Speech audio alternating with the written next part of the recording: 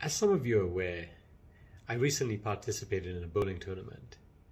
Now, out of 14 teams, we came third from the bottom.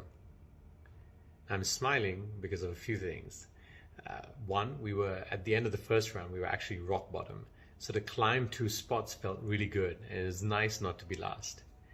The second reason why I'm smiling is more of a realization than a smile. It's, before the tournament, I said, let me take some lessons. And I found this amazing teacher, represents the Philippines, and showed me how to bowl with the proper technique.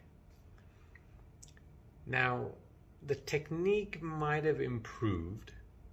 However, I didn't have enough practice with this new technique.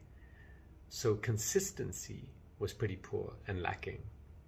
And previously, when I was able to get, on a decent day, 130 to 150 in that kind of range, with my very basic skill set on the bowling alley.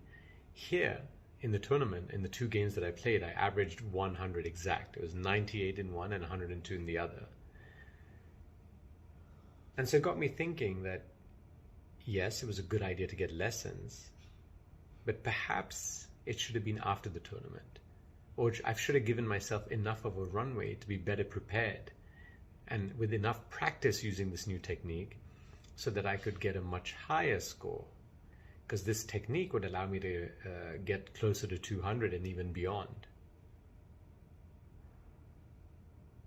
So again, it got me thinking, outside of bowling, where am I not giving enough time with a better technique, i.e. not enough practice, and still going through with whatever challenge or opportunity that I have? And so I ask you, have you given yourself enough training and preparation for whatever lies up ahead?